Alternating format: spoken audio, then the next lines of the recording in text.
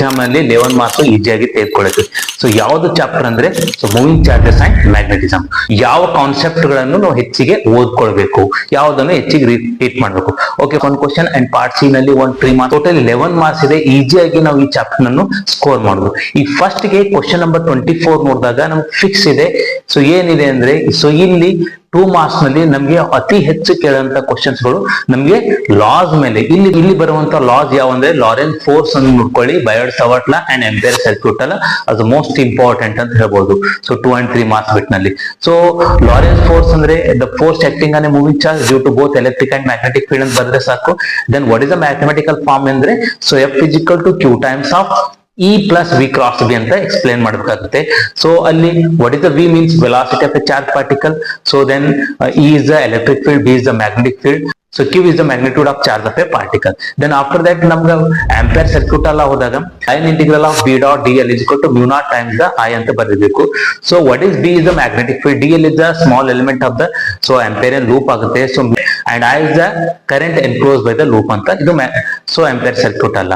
Then after that Biot Savart law mathematical form most important ಇದೆ.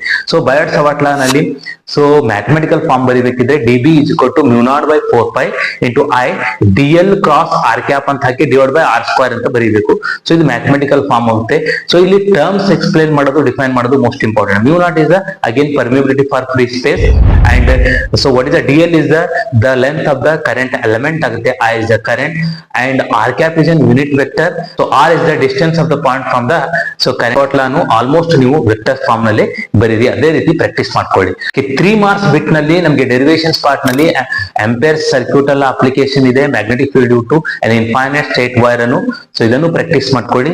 Then after that conversion of galvanometer to ammeter and voltmeters, ಈ derivations ಗಳನ್ನು ಕೂಡ ನೋಡ್ಕೊಳ್ಳಿ. Then galvanometer ಮೇಲೆ questions ಗಳು ನಾವು expect ಮಾಡ್ತೇವೆ.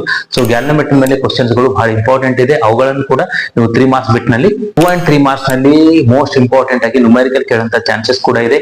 ಸೊ ಈ ನ್ಯೂಮೆರಿಕಲ್ಸ್ ನಿಮ್ ಸ್ಟ್ಯಾಂಡರ್ಡ್ ಫಾರ್ಮುಲಾಸ್ ಅಂದ್ರೆ ಆಂಪಿಯರ್ ಸರ್ಕ್ಯೂಟ್ ಅಲ್ಲ ಅಪ್ಲಿಕೇಶನ್ಸ್ ಇರ್ಬೋದು, then torque acting on a dipole ಇರ್ಬೋದು, ನಮಗೆ motion of a charge particle in electric and magnetic field ಮೇಲೆ ರೇಡಿಯಸ್ ಕ್ಯಾಲ್ಕುಲೇಟ್ ಮಾಡಬಹುದು, ಫ್ರೀಕ್ವೆನ್ಸಿ, ಟೈಮ್ ಪೀರಿಯಡ್. ಸೊ ಇವೆಲ್ಲ ಸ್ಟ್ಯಾಂಡರ್ಡ್ ಫಾರ್ಮುಲಾಸ್ ಮೇಲೆ ಬೇಸಿಸ್ ಸ್ಟ್ಯಾಂಡರ್ಡ್ ಫಾರ್ಮುಲಾಸ್ ಮೇಲೆ ಇದ್ದಂತ ಕ್ಯಾಲ್ಕುಲೇಷನ್ ಗಳನ್ನು ನೋಡ್ಕೊಳ್ಳಿ, including magnetic field due to solenoid ಗಳನ್ನ ನೆನ್ಪಿಟ್ಕೊಂಡು ನಾವು ವ್ಯಾಲ್ಯೂ ಸಬ್ಸ್ಟಿಟ್ಯೂಟ್ ಮಾಡಿ ಕ್ಯಾಲ್ಕುಲೇಟ್ ಮಾಡೋದನ್ನು ಬಹಳ ಇಂಪಾರ್ಟೆಂಟ್ ಇದೆ. ಇದನ್ನ ನೋಡ್ಕೊಳ್ಳಿ 2-3 ಮಾರ್ಕ್ಸ್ ನಲ್ಲಿ ನಾವು ಎಕ್ಸ್ಪೆಕ್ಟ್ ಮಾಡಬಹುದು. ಹಾಗಾಗಿ ಮತ್ತೆ 5 ಮಾರ್ಕ್ಸ್ ಬಿಟ್ ನಲ್ಲಿ ಪಾರ್ಟ್ ಡಿ ನಲ್ಲಿ 5 ಮಾರ್ಕ್ಸ್ ಬಿಟ್ ನಲ್ಲಿ ಎಂತ ಕ್ವಶನ್ಸ್ ಎಕ್ಸ್ಪೆಕ್ಟ್ ಮಾಡ್ತಂದ್ರೆ ಸೊ 2 ಡೆರಿವೇಶನ್ಸ್ ಇದೆ. ಒಂದು magnetic field due to a current loop, so ಅದನ್ನ ನೋಡ್ಕೊಳ್ಳಿ.